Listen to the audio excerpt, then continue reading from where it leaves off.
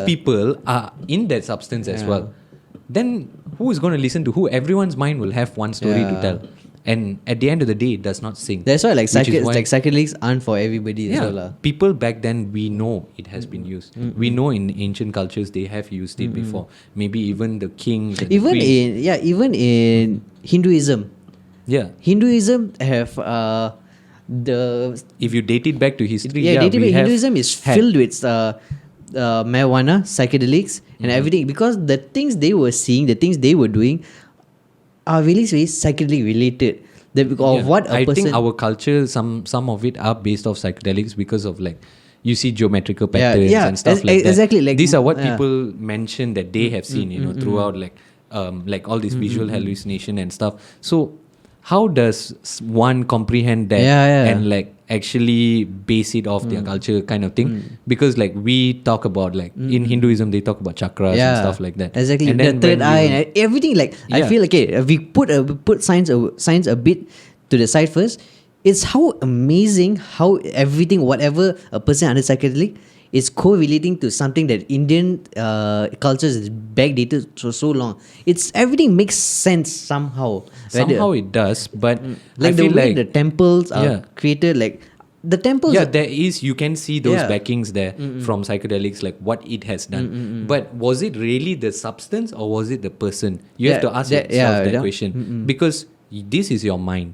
You are allowing something to enhance your mind, but end of the day, it's your own mind. It's not a substance that is helping out, So, like, whatever cultural backing that we have is based on our collective mind. And, like, these substances help to enhance it according to our culture back then. And, like, the Egyptians, they always talk about the pineal gland and stuff like that. Those are all major conspiracies around the world. And we know that they don't talk about these things because it's pretty much taboo, or probably someone doesn't want you to talk about it. It's just very amazing, like how to see all the things that has been created based on all this kind of stuff. It's very crazy. Even artists have used it. Artists are like, for example, the mandala effect.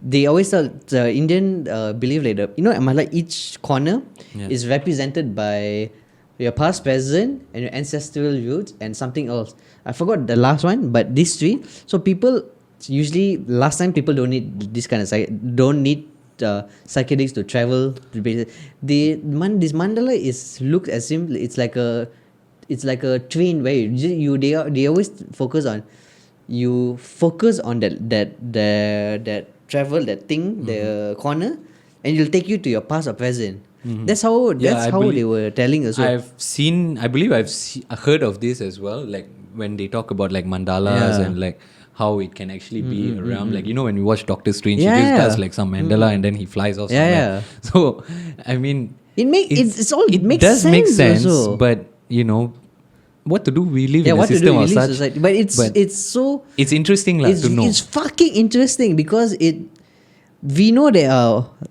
there are something outside of us waiting for us there. Yeah. It's something that we don't understand yet. Yeah, it's very hard to comprehend now. This is all really spiritual, really based now. Yeah. This is not a normal. This is all really, really spiritual. This is your inner self. When people say they are looking deeper into like themselves. Exactly, when they say look deeper, they want it's very spiritual based. That's why like with all the religions all like come in.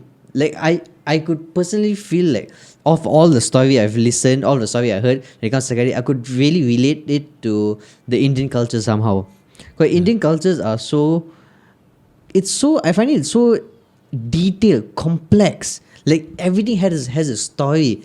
Yeah. It's really, and then they were telling that when you take psychedelics, one of my friends, when you take psychedelics, you dance, your body moves. When you put the music, your body moves in such a way that your body automatically moves. Lord Shiva, when he was creating the world, like Brahma told him to create the world, and he has to destroy the world. How did he destroy it? Lord Shiva started dancing. And the way he was dancing, it was described in the Vedic scriptures that he was dancing in such a way, it looks like he was intoxicated. They told intoxicated.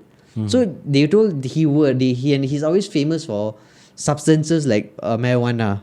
Or they call it the eater of life. And what they describe Eater Alive is the psilocybin psychedelics and all. That's what they were describing. So he were dancing and dancing so aesthetically, he destroyed the whole. It destroyed the planet Brahma created. So that's how they were. It's all correlated somehow to them. It's very complex, lah. Stuff like this is damn complex. Like they always tell, but you take psychedelics in places that have history. Yeah, but the conclusion of it, I feel like it has been used. It has been used in the past. Yeah. It's being used in the present, and it will be there in the future. But how are we going to create an order? Yeah. That's the It's question.